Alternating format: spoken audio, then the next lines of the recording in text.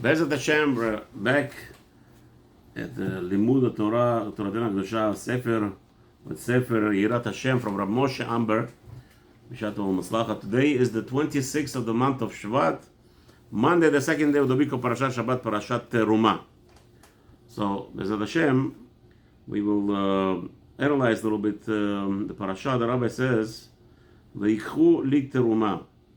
It says over there in the Pasuk 3 times, you shall take from me Terumah, Tichu et Terumati, you shall take my Terumah, Bezot Terumah, and this is the Terumah. So what's going on here? The Rabbi says, Yesh ledagdek kan beomro shalosh pa'amim Terumah ubeshinui lashon. We have to figure out why Terumah is used 3 times in this sentence, and why is it changing the pronunciation of the word. Okay.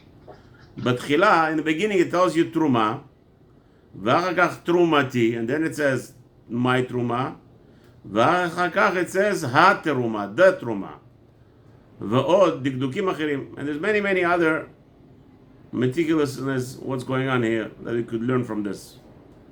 V'nirali b'siyata d'shmaya, says Rav Amber, seems to me the following, with Hashem's help. Terumah, when it says Terumah, remez lechol mitzvah. The word Terumah really is it's like a sacrifice where a Jew goes out of his way and he does fulfillment of Hashem, mitzvah, commandments. Right? Hashem tells you, go, get up and do it. Many people think the sins, the prohibitions in the Torah are worse than the commandments. Because the Torah tells you if somebody, God forbid, Mechalel Shabbat, sins at Shabbat, he gets killed. So it sounds very harsh. So they think, because the mitzvot of the lo taseh, the prohibitions of mitzvot, they come actually with the punishment. So people are more afraid of it. But in reality, that's not true. The commandments of the king are always harsher. The punishment for not fulfilling the commandments is much more worse. Why? Because technically speaking, nobody commanded you, nobody told you to go Mechalel Shabbat. Nobody told you go light a fire on Shabbat. It's an act that you did on your own. Hashem tells you refrain from lighting a fire on Shabbat. Refrain from lighting a cigarette on Shabbat. So it's a commandment that is basically telling you not to do something that you're not doing anyway. Nobody's lighting fire all day, right? It's not normal. It's not like normal of your day-to-day course of life, like you breathing. A person is breathing, it's automatically, right? To go out and do something that you're going out of your way. So all the prohibitions are technically speaking, a person goes out of his natural state. His natural state is to be stable, not to do anything. Here, Hashem tells you, don't do something, and it's 365, because the don't do's are actually much easier to fulfill than to do. Imagine yourself, a person is told not to light fire on Shabbat. To light a fire on Shabbat, you have to go, in the olden days especially, pick up 2 rocks, or go earn a living, bring a few dollars, and buy match. Okay? Or it's action. You have to do something. Go out of your stability. That's action that Hashem actually tells us don't do. So in reality, the actions of don't do are more lenient than when Hashem comes and tells you, hey, mister, go Puran Tefillin. Hey, mister, you have to go and, what's his name? Before you eat, you must bench. After you eat, you must bench. You must bless. So there's action to do something. Where Hashem is commanding you to, there's 248 commandments in the Torah to do an act. So the mitzvah, so it says over here, Terumah, when it mentions a Terumah, it's a mitzvah. You have to go out of your way. You have to go out, do something. For instance, you have to go to Puran Tefillin, right? To Puran Tefillin, you have to acquire it. You have to wrap it. Forget about it. You got it Tefillin for free, right? But you still have to perform something, okay? So that means you're going out of your way to perform a commandment of Hashem, and that's a Terumah, says the Rabbi. That's the first Terumah.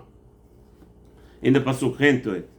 Okay? ומצווה שהאדם נודב ליבו להרימה שתהיה רמה וחשובה ביותר. Okay? Terumah zeh remez lechol mitzvah u'mitzvah she'adam nodef. So a person goes out of his way, and he goes out and performs a mitzvah. That's Terumah.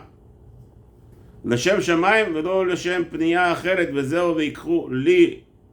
So, but however, when a person goes out, now many people today you ask, why are you putting on tefillin? Halas, I'm afraid if I don't do it, I'm going to get punishment. The Torah tells you just told me, Rabbi, the punishment for not putting on tefillin is worse than killing somebody. The punishment, by the way, is true. The Gemara says for not putting on tefillin, the punishment is worse than raping your own sister. You hear what's going on here in the Torah? A person who rapes his own sister, chas v'shalom, gets less punishment. It's a worse thing. It's a very big sin to rape anybody, let alone his sister or his mother. It's a big sin, big grave sin. But the punishment for not putting on tefillin is worse than raping any of those averot. You hear what's going on here? The Gemara outlines over there in Masechta Rosh Hashanah what kind of punishment for this mitzvah. Meaning, why is that so? Very simply, now we could understand, is that when a king commands you to perform an act, king wants you to perform an act. When a king tells you don't do something, that's okay, khalas. It's your natural state not to do anything. Natural state is not to do anything. It's called in the Torah, shev v'al ta'aseh adif. Do nothing. And that's mitzvah 365. Don't do anything. But the mitzvah, when a king comes to you and says to you, mister, you must perform an act A, now we can understand why a person would get punishment much more for an act A, much worse than the act for prohibition of act B. So he says over here, so there's a performance of a mitzvah, that's Terumah. Then Terumati. Word Terumati means my Terumah. What does that mean?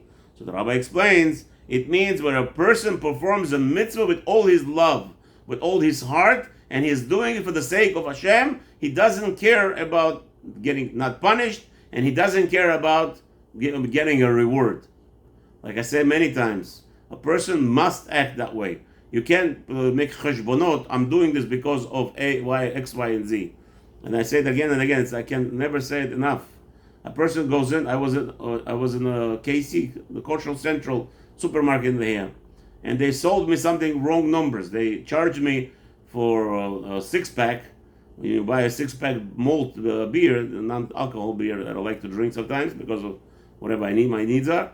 So when I bought 2 packs, they actually charged me for one six-pack, and then when they scanned the second time, the second six-pack, it only scanned 1 bottle because they also sell individual bottles. And I saw in the receipt, all of a sudden I see they charged me for 1 bottle instead of a 6-pack. So on Sunday I came back and I said I want to pay for the 5 remaining bottles. And the manager was so surprised. But the next person, standing next to us, he saw me talking to him. He overheard the conversation.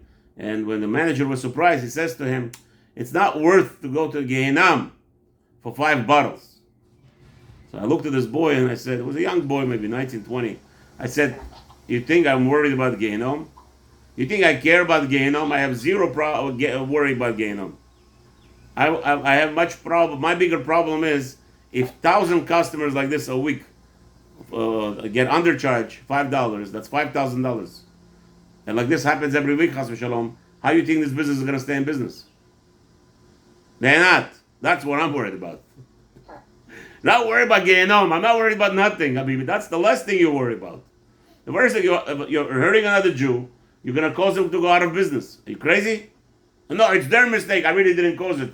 It doesn't matter. The halacha is when the Jew makes a mistake, you have to pay him up. There's no question to ask about that. So, that's called Terumati. Terumati, a person is doing action for Hashem's sake, not for his benefit. And that's hence in the word Terumati. Okay? Isn't everything for Hashem's sake? Yes, you must do everything for Hashem's sake. We have to work on ourselves. Am I doing that everything? Oh, Levi. One day I'll get there. I'm just saying, but that I'm brainwashing myself. Remember, I'm talking to myself all day. And that's one of the reasons why I always love to learn with people. When you learn with people, you hopefully influence yourself, because it's not fair that you're going to tell people what Hashem wants and you don't do it yourself. Okay? So one day I'll get there. But that's a constancy. A person has to try to get that level. Terumati, my my Terumah, you, now that, even though the first Terumah was you going out of your way and you sacrificing your time, sacrificing your strength, sacrificing your dibur for Hashem. That you're doing because you're afraid. You don't want to get punished, or whatever the reason. There are side reasons. The second time it says Terumati, you're doing it for my sake solely. And then there is a third level. What is that? It says like this.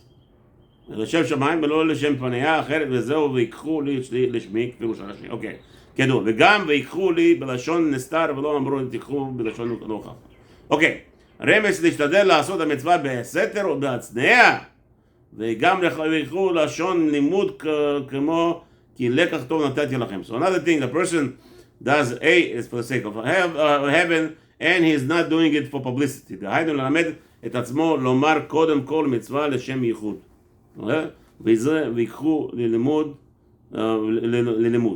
So over there, why does it say "Vikhu"? You shall take.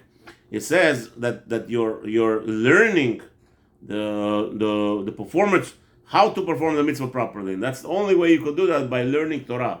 Nobody could tell me outside, Rabbi, I do X, Y, and Z perfectly. Without limud of Torah, you're not doing nothing perfectly, because there's different intentions, the proper understanding, right? But Rabbi, it's naturally. I what's his name? I wouldn't steal from the guy. Of course, I'll come back and pay if the store made a mistake. Yeah. But the question is why? Why do you understand why? Do you understand that you can comprehend? Not because out of good feelings or because of that. You have to understand that there's a judgment for everything.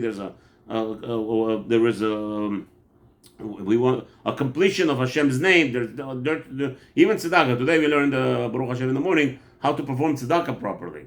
There's so many different roles. You have to do it properly, not just because you feel like it. כי ראשי תיבות לשם ייחוד, מה שכתוב בתחילת תרומה, בלי הידיעה רמז לאיזה מצווה שתהיה קלה כבחמורה. And also, another thing that by learning Torah, you could understand now the difference between mitzvot.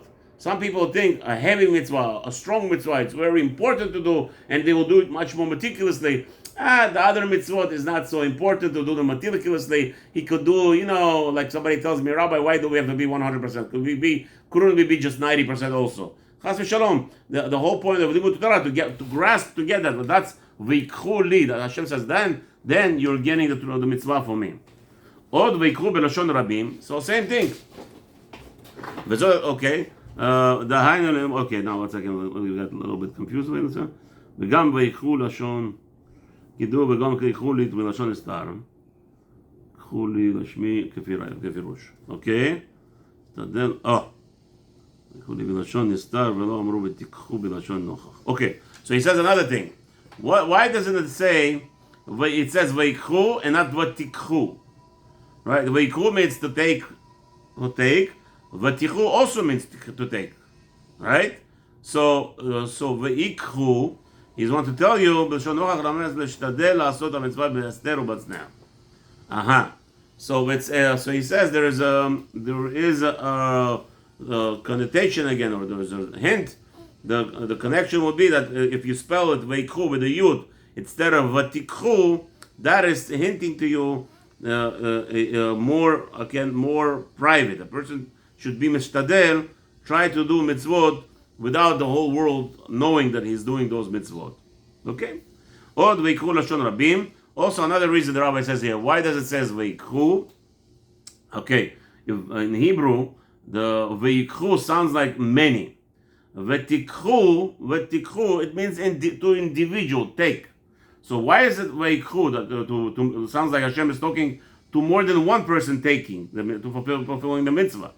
So why is that? Even though Hashem is talking to individual, why is he saying more than one person taking doing the same mitzvah at once? What's going on?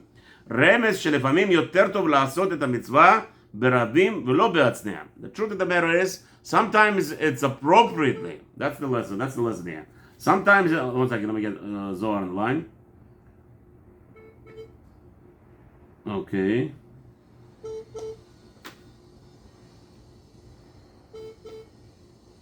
What's going on?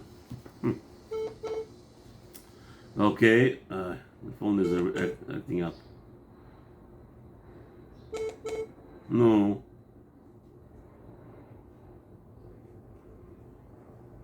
I don't know. Zohar, are you there? No.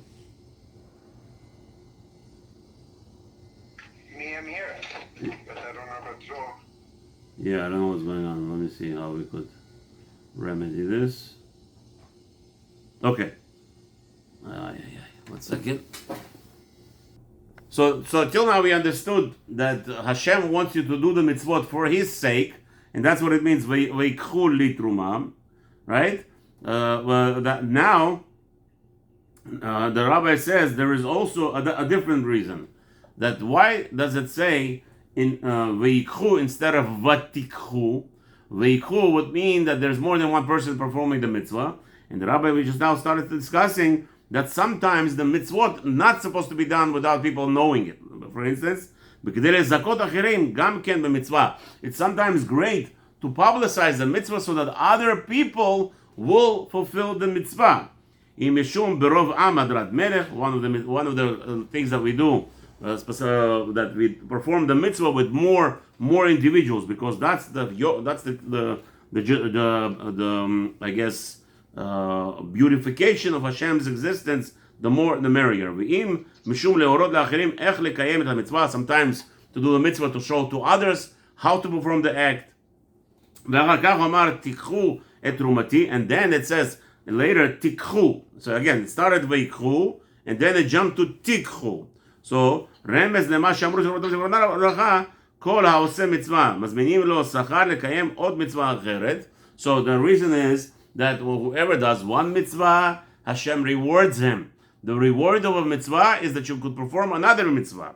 Shesachar mitzvah. The reward of a mitzvah is another mitzvah. Zeh shekatuv tikhu et terumati. And this is what it means that it says take terumati. My remez the mitzvah shehi omedet berumo shel olam l'shem mi shetzava aleya. Again, to hint you that the elevation of each mitzvah, where Hashem is the one who has commanded us to do it. What is going on here? Another situation is we discussed that a person sometimes do mitzvah for a reward. Here he says to you, you should perform the mitzvot without any reward anticipation. In this world, and you should know that the reward comes only in the world. Another reason the Mishnah tells us you shall not be a servant serving God for the matter of a reward. And if this is how you fulfill the mitzvot, the purpose, sole purpose for Hashem's will, and then I will give you a final, Hashem says, I am promising you, V'zot ha-terumah. Now it's changing the third time in the pasuk, ha-terumah, behe ha-yidiyah, mitzvat tamah bara v'nikiyah v'shlema b'yirecha. Hashem will says, if that's your total contemplation when you're performing mitzvah, is for the sake of Hashem, nothing to do with the reward in this world, not to do with some kind of outcome or because you're afraid, you're doing it for the sake of Hashem. Hashem says, I promise you, when you come to the next world, the mitzvah will be shlema, the mitzvah will be complete, and you will get full reward for that mitzvah in its entirety. Bezat Hashem, we're going to go into Halachot Shabbat. Those who have to go to work, have a wonderful day. Atzlacha rabba, tzlichu, make a lot of money without any headaches.